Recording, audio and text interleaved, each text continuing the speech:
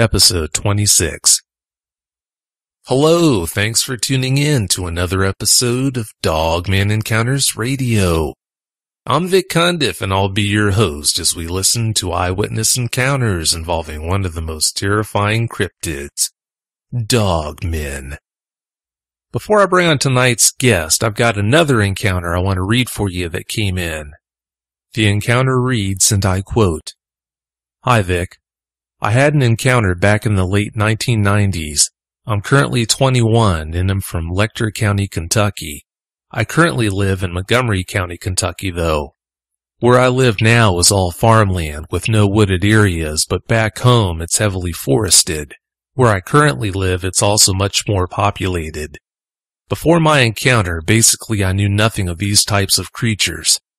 I'd only seen one of the old Howling films on VHS from a video rental store, thanks to my sister, whom is much older than me. I haven't told many people about what happened. I've only told some of my family, my close friends, and my girlfriend, whom I've been with for 4 years now. The only people that ended up believing me or paying any attention to me was my grandmother, who I was staying with at the time of the encounter, my Uncle David, which was my grandmother's brother, and my girlfriend. My mother and I moved to Montgomery County in 1999. My granny still lived back home though, so I would go visit her almost every weekend because I was so used to seeing her, and her rules were much less strict than my mother's were. I was able to stay up all night if I wanted. Sci-fi and horror movies could be watched there too. My granny lived down a long gravel road back in a holler in an old blue mobile home. Her trailer was located about 100 yards from an abandoned mine. My Uncle David lived about 5 miles away, up on the side of a mountain just above my granny's church. At the time, I was obsessed with toy guns and playing war. I often built forts in the woods and acted like I was in the movie Predator. Xenomorphs and the Predator were the scariest things I knew of until my encounter. I knew they only existed in movies, though. My Uncle Michael lives in Knoxville, Tennessee, and would often bring my cousin Joshua up so he could hang out with me. Josh and I were closer than brothers. My granny would take us into the woods a lot, where we would play war, go on long hikes, and play by the old mine. Sometimes we would hear weird noises coming from the mine, but my granny would just assure us that it was just the empty echoes of the mine playing tricks on us. Being kids, we listened to her.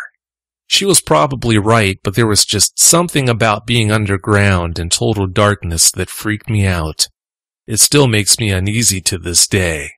David would come spend time with us a lot too. He was at my granny's house a lot. He would cut her grass, take care of her old car, and help with anything else she wasn't able to do for herself. He would always tell me never to go into or around the woods alone. It could have just been him making sure nothing happened to me, but it was the way he'd say it, all serious-like, that made me nervous. It was like he knew something I didn't. I guess I'll get on with my encounter now. It was a Friday night. My granny and I had just gotten back from Jackson, Kentucky, where she met my mother and me to pick me up. It was around 8 p.m. when we got back to my granny's house. On the way back, we stopped at Magic Mart, where my granny bought me a new toy M16, which I was very excited about. After we got back to her house, I took my bath while she made dinner. After my bath, we both ate and she got ready for bed.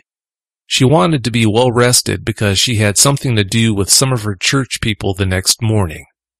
As usual, David was coming over to watch me while she was gone. So when Granny would go to bed, I would stay up very late into the a.m. watching movies and playing with my toy guns.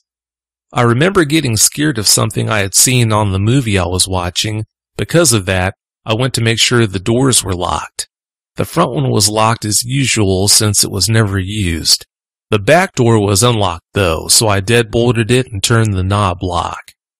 The living room was located on the opposite side of the trailer from my granny's bedroom, and there was a big window in her hallway just before the back door, which was just out and to the left of Granny's bedroom. After staying up so late, I was starting to get tired. I think it was around 3 a.m. when I decided to turn in. It was my least favorite time of the night because I would have to turn the TV and all the lights off. Then I'd have to walk down the hallway by that window to go to bed. As I was walking down the hallway, I was almost to the back door when I heard a loud thump near or on the door. The door had a spring hinge on it that would pull it closed when it was opened. That spring on the door was swinging back and forth from the thump. I stopped dead in my tracks and got down on the floor. I could hear something breathing very heavily. Whatever it was sounded out of breath, like it had been running a long distance. I stayed on the floor for what felt like forever. What happened next still gives me chill bumps to this day. I heard her old wooden steps creak, and then the doorknob started turning back and forth furiously. Something was trying to open the door. I didn't waste any time getting up. I ran to my granny's room, slung the door open, and started yelling, screaming, and crying. She rose up fast and took me into her arms. I told her what had happened, and she called David right away. He said he would be there in a few minutes. My granny asked me to walk into the hallway with her to look out the window to see if there was a car out there or see who it was. My granny's trailer had a light mounted on the side of it since there were no street lights. It would only light up the area very dimly. We walked to the back door and the knob was no longer being turned. Then we walked over to the window and that's when I saw it. It was at the end of the driveway with its back to us. It was about 7 feet tall, covered in pitch black hair and walking slowly away. I screamed in fear and right then it turned its head halfway around. I couldn't see facial features, but I could tell by its outline that it had a snout. My granny grabbed me and asked me what was wrong. I kept saying, "There's a monster, there's a monster. Didn't you see it?" She took us both back to her bedroom where we waited until David got there. It felt like it took forever. He finally got there and said he'd stay the night. After finally calming down, I fell asleep. My granny ended up staying home the next day. I don't know that anything else happened that night, but I do remember David complaining about not being able to go back to sleep. That was the last weekend I went to my granny's house. About 6 months later, she ended up moving to Knoxville, Tennessee with my Uncle Michael due to her financial problems. Part of the reason I don't share this a lot is because I don't want to be called crazy or a liar. I've researched sightings in that area but was only able to turn up a few Sasquatch sightings. I know that I saw something and to this day I've got a phobia of windows at night. I have to have blinds or covers of some sort on my windows. I'd say that I'd seen a Sasquatch, but I did notice the snout, so that makes me think Dogman. What scares me the most is that it was trying to get in, which indicates it was up to no good. Thanks for reading my encounter and all of your hard work on the show. Keep up the great work. Daniel Depew. End of quote. Daniel, I don't think you're crazy and I don't think you're a liar. I think you saw what you thought you saw. Thanks so much for sharing your encounter, buddy. I really appreciate it.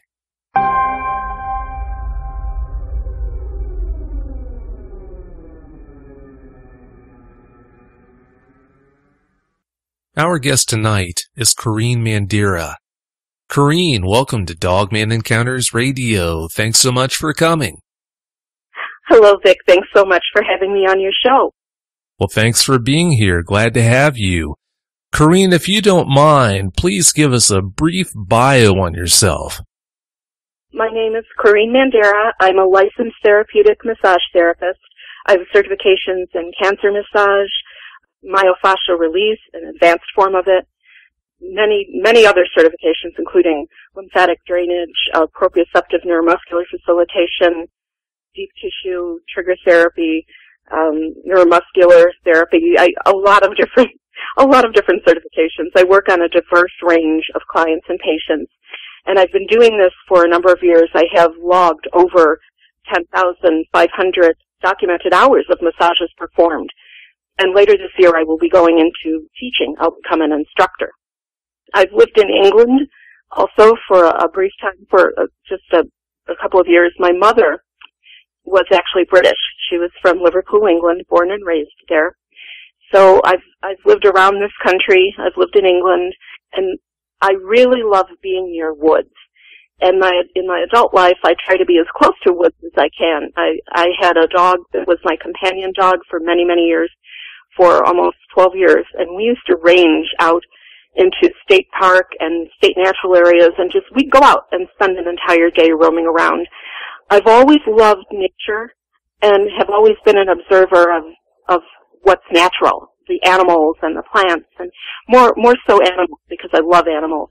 So I pay a lot of attention to them. I fed them. I've watched their antics. They all have personalities.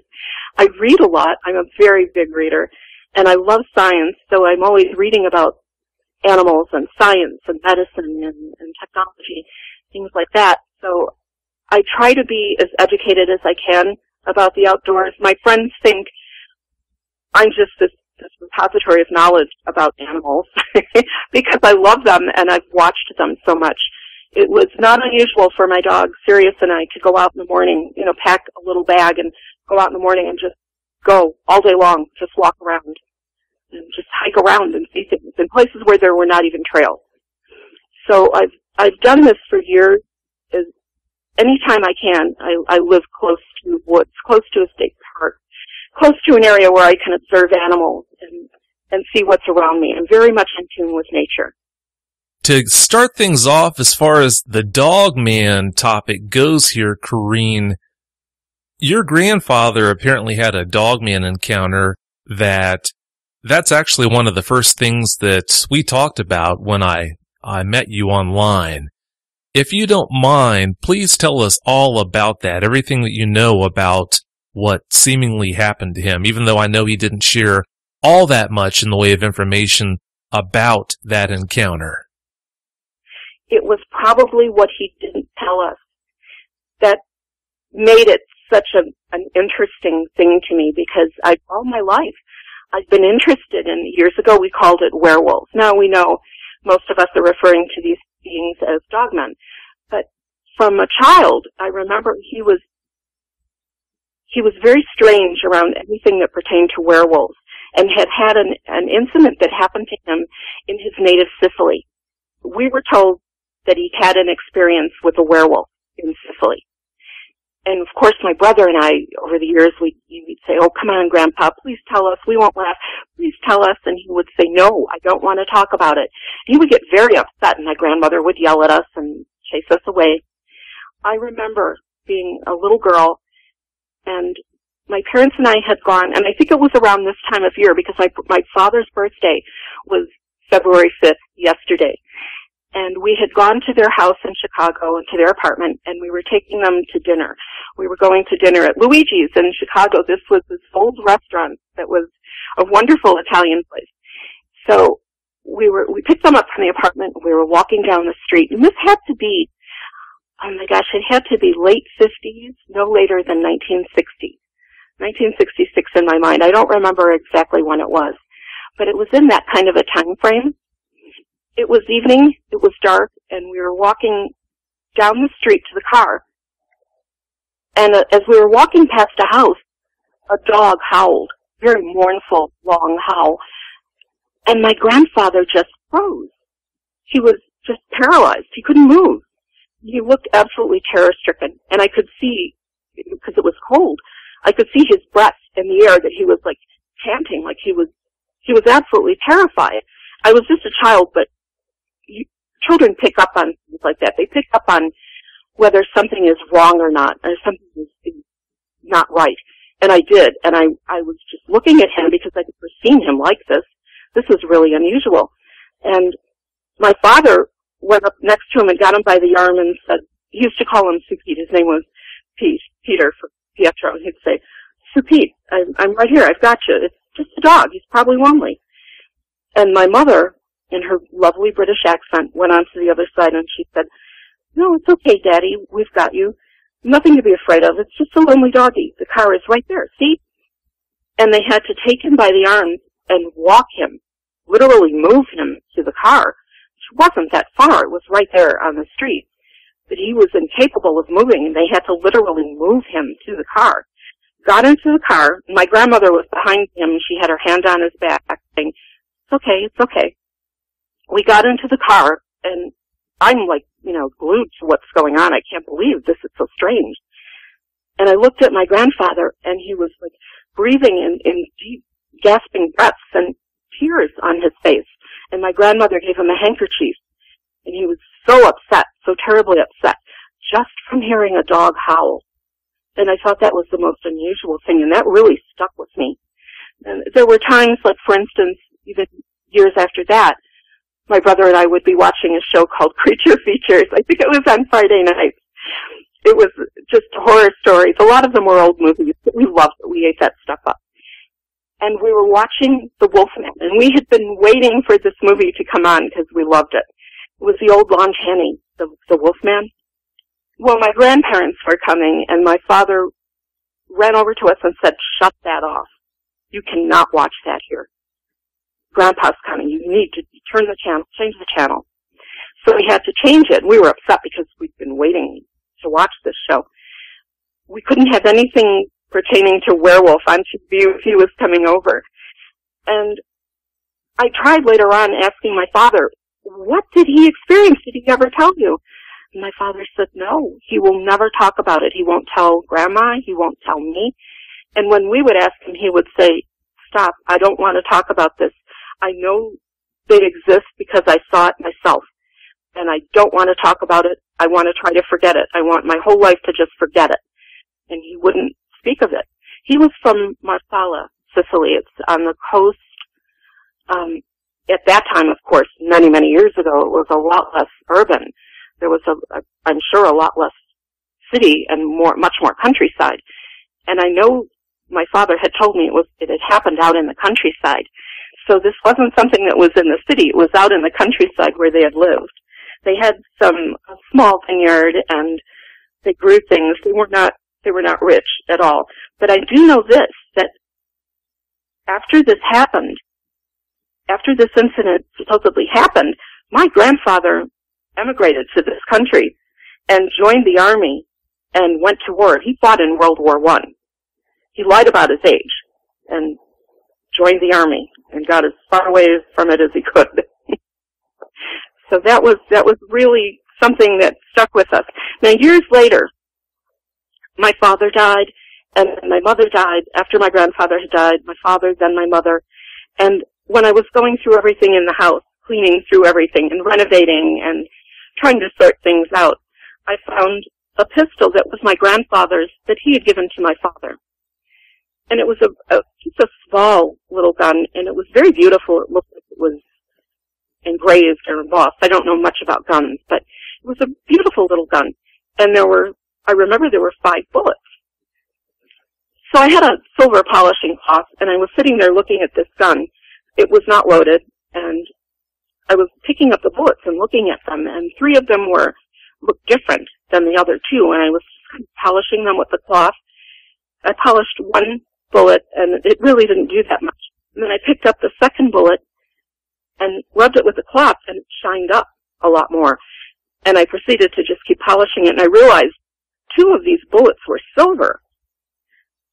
And I thought, oh my gosh, this man was so terrified his whole life, died in his 70s, and was so terrified of this that he actually had a couple of silver bullets, which in his mind, it may have been just folklore, but he was trying to do whatever he could. He was so terrified, even in this country, it stuck with him that hard that he would do such a thing. We never knew about this. We never spoke about it. I don't know if my father was aware of it or if he just never said anything, but it just struck me so long after the fact that here was this gun with 2 silver bullets. Whether it would have worked or not wasn't the point. It was that he was so frightened his whole life that he would have such a thing. So that launched me on my whole path of being interested in dogmen, werewolves, and over the years I've come to think these are not the Hollywood versions of people that turn into animals. They're something else. And I just spend a lot of time reading and listening to interviews and trying to find out more about them because I've been so interested my whole life. Doing the math, it sounds like for over 50 years he was haunted by this encounter that he had. He was. It never left him. He was always afraid of it. And I understand now because I do have certifications that enable me to work with people with PTSD, depression, anxiety disorders, and bipolar, ADHD, different disorders like that. And over the years, I understand he had something very similar to a form of PTSD, that incident. So whatever it was pretty horrifying to him as a teenager. Oh, it must have been. When people encounter these things, it's only natural that an encounter is going to affect any given person in a different way. But it sure sounds like it really hit him hard. I feel so bad. The fact that he had to live through that fear for over 50 years is just absolutely horrible. You have a lot of information to talk about here tonight, Corrine. I want to move forward on to the next topic that I wanted to talk about, which would be there is a female dog breeder that was in, I believe you said, West Virginia that had an incident one night. Could you talk about that? Yes, I know about this because my late husband was from West Virginia, from Matoka, West Virginia. He and his family lived up in the hills. They called it Matoka Mountain, but it was just a higher elevation up in the hills. And there were homes up in this very rugged territory that were just terraced into these higher elevations. These were not rich people. These were very simple people that lived very simple lives. They were not high tech. They just wanted to be out in this beautiful country. And that's what mattered to them, living in this beautiful, beautiful setting. So we were married because he was a soldier. He had just finished combat training. This was July of 1967. He was being shipped out to Vietnam. So we had a month leave, and we'd got married in Virginia, and we were in West, both very young. I was in my teens. I was very young. And we were at his parents' house for over a month. While we were there, it was an awakening to me because I was raised in Chicago. I had never seen anything like this. This was rural Appalachia. There were some really strange things that would happen in the woods there, and I'm sure any place like that in the country, they have stories. You know, people that live in mountains, they're close to nature, they see a lot of things. Something had happened that, they were telling me stories about things that happened on the mountain, and there was a woman who was a dog breeder, and she was renowned for her beautiful hound dogs, and she bred them, raised them, trained them, and sold them. They were big dogs. They weren't small dogs like beagles. They were big dogs. I don't know what kind of dogs they were, but they were larger hound dogs. And she was very much an outdoors woman, would leave and just go off trekking through the mountain and hunt. And these people hunt as part of their food. It wasn't just hunting just for sport. They ate what they killed. So being an animal lover, it settled a little bit more easily with me. So she had evidently taken these dogs out. She took several dogs and went out hunting by herself. And what had happened, that the story I was told, was that the dogs took off and left. They just ran off and left. So she was going along and they didn't come back. She thought, well, that's it. She needed these dogs for coon hunting and whatever hunting she was doing. So she just went back home because they never came back. Well, the next day, one dog came back, and it was terrified, absolutely terrified. These were tough dogs. I mean, these were dogs that lived outside, and they were just very tough dogs. And this dog was uncharacteristically terrified and was cowering and hiding under the porch. And she thought, what on earth has happened? So she got a friend, and they went out. They took more dogs, and they went out looking for her dogs, and they found them. And unfortunately, these dogs had been ripped apart. I mean, they were just literally ripped apart. They were strewn about an area. I don't know that that something had eaten them. I was just told that they were ripped apart. It was just such a horrifying story to hear, being a dog lover and an animal lover. And I said, well, what would do that? And they said, well, a bear might. There's not many bear here. We've hunted them so much. They said, it's the panther. Everything got blamed on a supposed black panther that lived in the woods. And I said, a panther, because that didn't make sense to me. I knew this wasn't a habitat for a black panther, which is actually a melanistic leopard, a leopard with black pigmentation. They actually do have spots. You just don't see them. It's because the overall coloration is so dark that it appears black. And I thought, well, this isn't that kind of a place where a leopard would live. And I said that, and I said, no, it's a black panther. We've seen it. People here have seen it. And then I pushed for more information on that. Well, what have you seen? I said, well, it's just a big black shape, and it's fast. It's very fast. So they'd never really seen detail, but they blamed it all on this legendary black panther. They told me some more stories, that people had seen it, and I still was not convinced. They told me another story about a man that lived on the mountain farther over, and some of these houses were like a mile apart. And this man would take his horse. He would ride his horse into town, and he'd go to town and do his business and go to the bar and have some drinks and ride his horse back home. The trail up the mountain was forbidding. It was nothing more than just a couple of tracks in the road. Driving up was terrifying because you drive up this little rutted path, and on the right side it was just a drop straight down. So it was really scary going up. If another car had approached you coming the other way, you would have to back up all the way back down. So fortunately there was not much traffic on this road, but this man would ride his horse back and forth to town.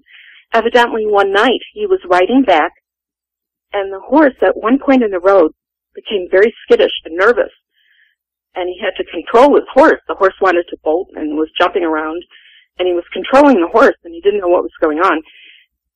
And then he heard something behind them, something heavy. It sounded like something heavy hit the ground behind him, and the horse screamed and kicked and took off and ran all the way home. Well, they got back to his house, and he took the horse into the barn and was taking the saddle off and was looking at the horse, and he found gouges, deep gouges on the horse's flank. And they blamed, of course, the panther. I don't think they knew what else to blame for these things, and that was the scapegoat. The panther was the scapegoat. So that was kind of an unusual thing. This poor horse was absolutely terrified. Another thing had happened that made me believe something really strange was going on. My husband's family was very large. There were 19 children in his family. So a lot of the families in Appalachia have many kids.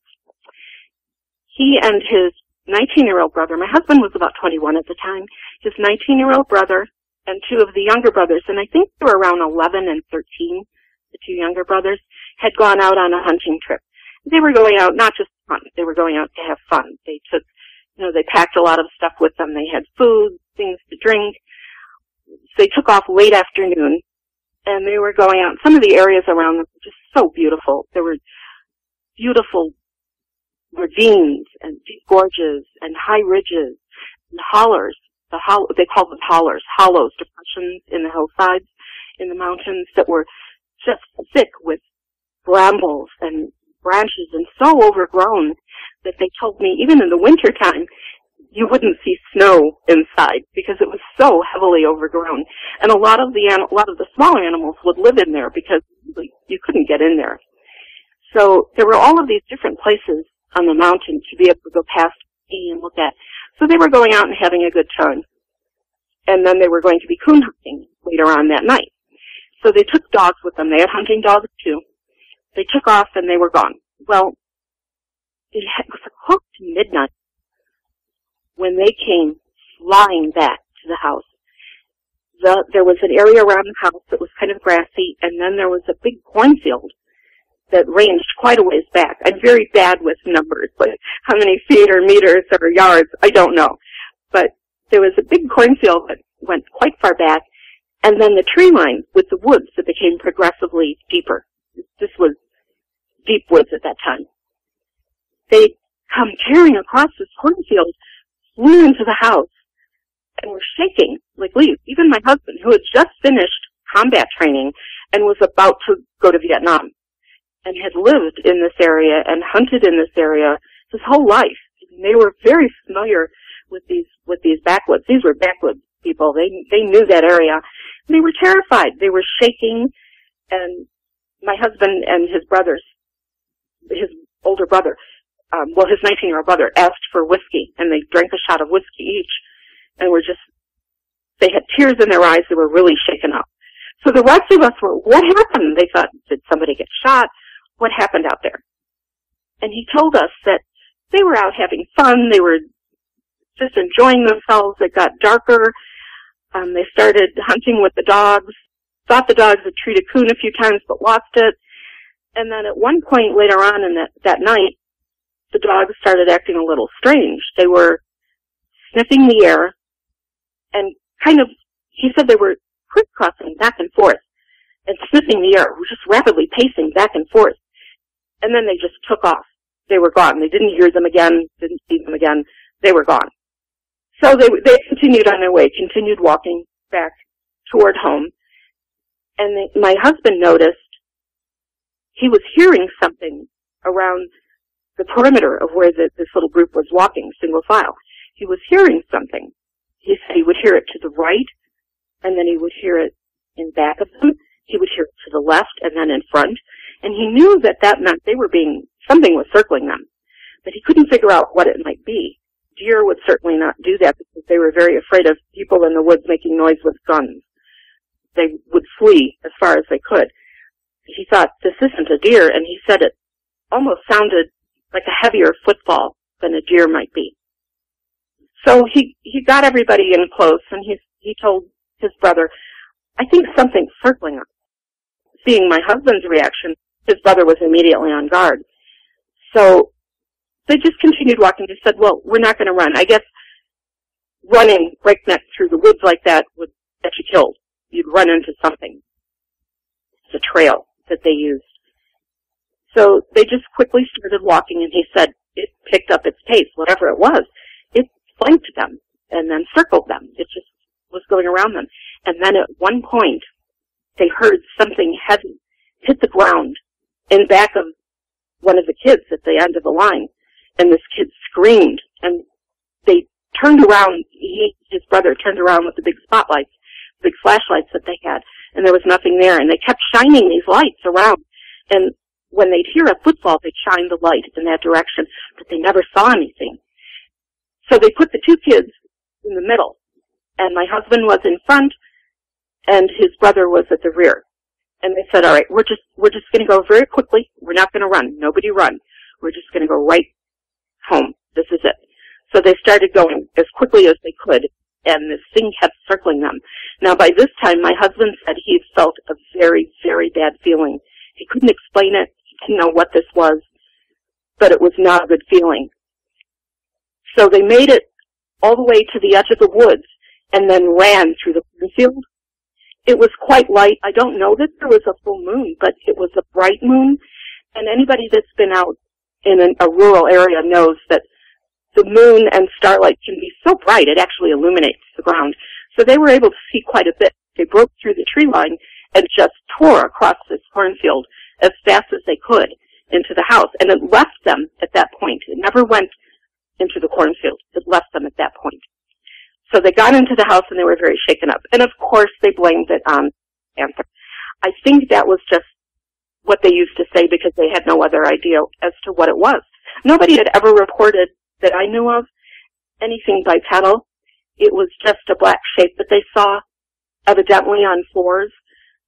So they thought it was this black panther. That freaked them out so much. I've never seen my husband look like that. And they were so freaked out, the kids were crying, and even my husband had tears in his eyes. And he was certainly used to that country and was ready to go fight in Vietnam, and this shook him up. So that's something that really stuck with me all these years. Considering the fact that you know as much about animals as you do, I'm sure you already knew that MO of circling them, making all that noise in the woods as it went around them out there, that does not mesh with behavior you would expect to see from either a jaguar or a mountain lion. The thing that really hit home was at a couple of points he fired his gun.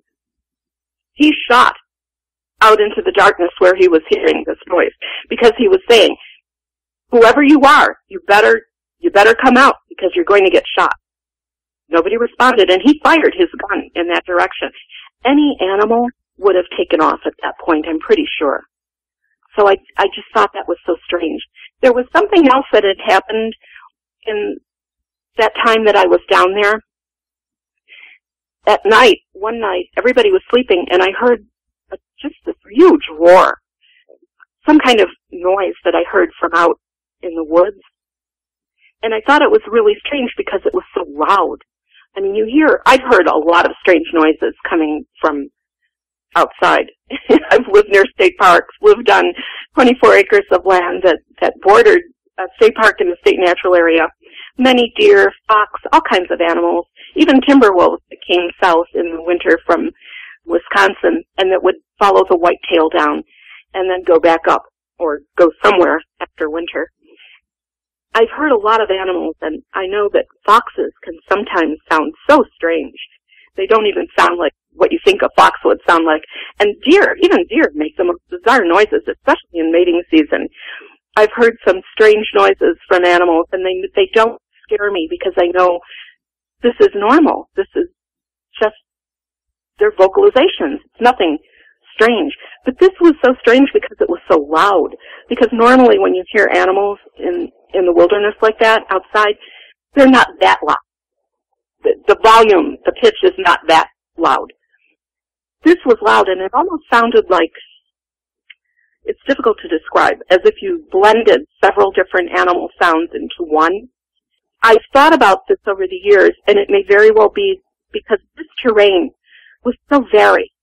There were ridges and gorges and ravines and hollers. There were all of these different topographical features. So it might have just been the way the sound carried from wherever it was that just made it sound like that. I've thought about that. I don't know what this could have been. And I told my husband the next day, and his family just started laughing, and they said, "Oh, it was probably the panther." Oh, boy. The panther again. Poor panther got blamed for everything. The probably non-existent panther got blamed for everything. Well, you know how it is, Corrine. If you don't know how to explain something, then why not just blame it on something that's easy to blame it on? Another thing to consider, there are going to be quite a few people listening to this that are going to say, oh, it must have just been a black cougar. Case closed. Well, from what I know, I think there have been less than 4 confirmed cases in the history of the United States of melanistic cougars, in other words, ever being documented. And one important thing to know about those black cougars is, unlike a melanistic jaguar, i.e. a black panther, a melanistic cougar, for whatever reason, still has a lighter shaded belly. You'll see a dark back and rest of the body, whereas the belly, the underside, will still be noticeably light in color. If it was a black cougar out there that these people were seeing, I can't see how they wouldn't, in all the times they supposedly had seen this thing, I can't see them missing the fact that it had a white belly. Also, I've done volunteer work with big cats in Sharon, Wisconsin. I live in far northern Illinois. Just over the border in Sharon, Wisconsin, there's a true sanctuary for rescued big cats. These are cougars, tigers, lions. They had some leopards there also. One black panther that I saw. And I did volunteer work there. I've cleaned their pens. I've fed them. Years ago at that time, I was able with some of them to actually, they would come up and rub against this heavy chain link, and I was even actually able to scratch them and scratch their heads. They've gotten very cautious with that because of incidents that have happened in other places in the United States, so they don't allow volunteers to do this anymore. But I was one of the volunteers that was able to do that. You had to be fast because if they turn their head quickly, just the sharpness of their fangs could sever a finger. So we were always very cautious. But these were amazing animals that had been at the end of the line. They were near death, many of them, when they were rescued and brought there. And the people who run this shelter, it's truly a shelter. I mean, their whole lives are devoted to taking care of these animals. And I was around cougars quite a bit at that point, and I would think back to the story that my husband told me. And I know that the size of what they were describing didn't mesh either. And I know that leopards, I mean, even leopards, leopards, panthers, same animal, really don't get to be as big as they were describing. They were describing something that was large. I mean, they'll range anywhere from maybe 70 to 170 pounds, kind of like a mastiff-sized dog, you know, when they get bigger. And their lifespan doesn't ring true either, because they have these stories going on for many, many years, decades, about these panthers. Unless there was a breeding population, which is very hard to believe, I don't see how a panther would be that long-lived, because in the wild, they would live at the most maybe 15, 16, 17 years tops. That's a long life. Or, no, I'm sorry, in captivity, they would live that long. I don't think they would live long enough to be seen by the generations of people that were seeing them. My husband, unfortunately, he made it back from Vietnam, but he died very young. He was killed in a car accident when he was 26. So I didn't have the ability to keep talking to him about these stories and to learn more about them, because I would have liked to. The war interrupted a lot of things. We didn't really have the chance to talk much about this in the years that followed that, or I certainly would have asked him a lot more about it. But it's just nothing about the story about the Black Panther really made sense to me. So I really don't know, and I have no idea what it was that I heard that night. As I said, it might have just been just a weird echo and reverberation of noise with all that different topography, the way the land was there. It can really change how you hear things, what you hear. Sound changes in different situations, in different geological features or fog. All of those things can change what sound is like to you. So I really don't know what that was. I can't say it was a dogman or anything else, because I had no idea. You make really good points, as always. It's pretty doubtful that it could have been a Black Panther. It sure does make you wonder. There's another incident that we talked about involving Native American elders that came over to your house one day. Could you talk about that? I was friends with a couple that were Native American. He was Mohican. He said, I'm Mohican, but I'm not the last one. I won't say their names for privacy. He has since passed away. And she was Oneida, of the Oneida Nation. He was a very talented artist, and some of his work is actually displayed in the Smithsonian Institute. And she was a Native American that did the most magnificent, exquisite beadwork, made beautiful dresses, deerskin dresses with intricate beadwork. And she taught dance, Native American dance, beautiful dance.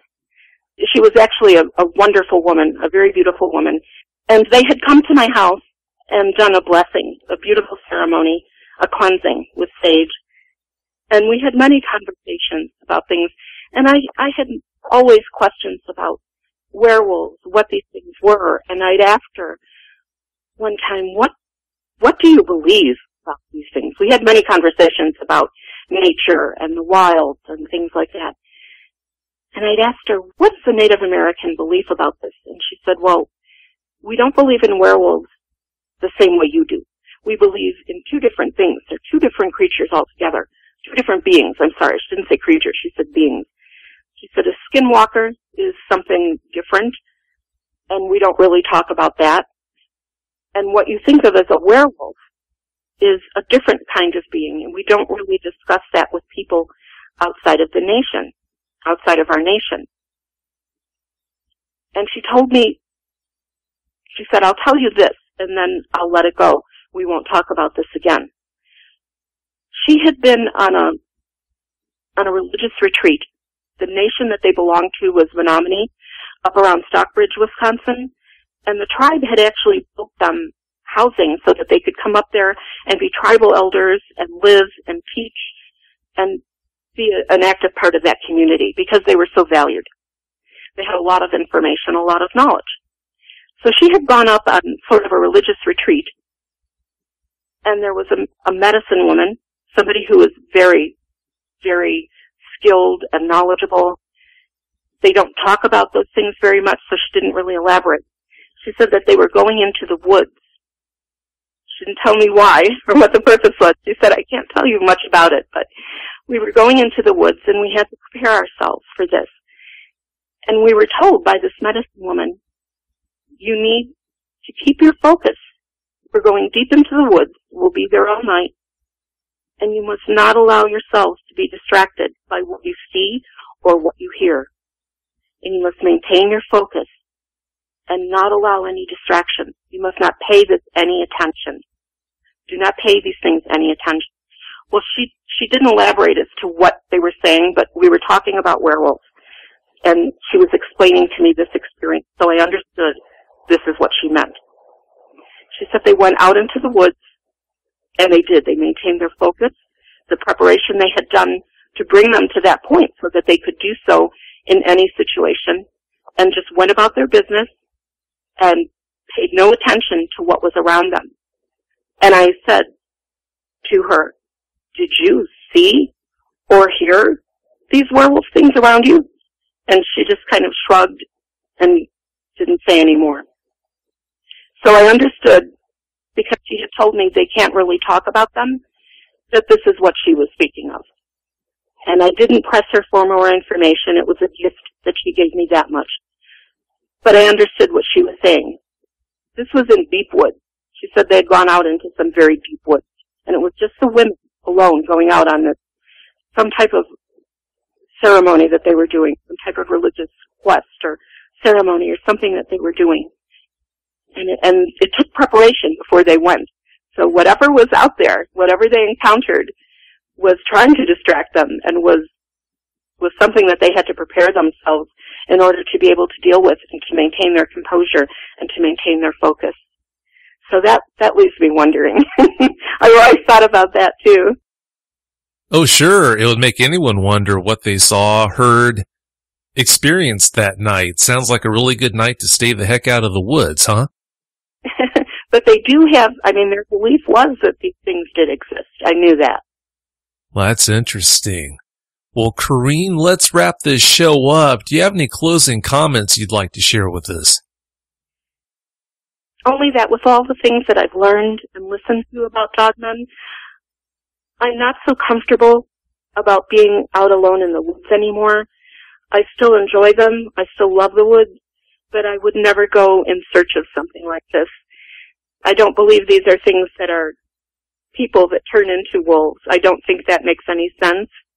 There's nothing about that has any credibility to me. Not knowing what they are, I think we need to give them a wide berth. Certainly learn more about them. But I really enjoy the efforts that you are making, Vic, in trying to get more experiences out there for people to hear and to try to understand more about these things. Thank you so much for letting me come on your show and tell my stories. Oh, thank you so much for being here. I'm glad you are. I really do appreciate it. Well, thanks for the good words again. Don't be a stranger, okay? Absolutely not. Thanks so much, Vic. Oh, I appreciate it. Thank you. Well, have a great night. You too. Thank you. Bye-bye. Bye.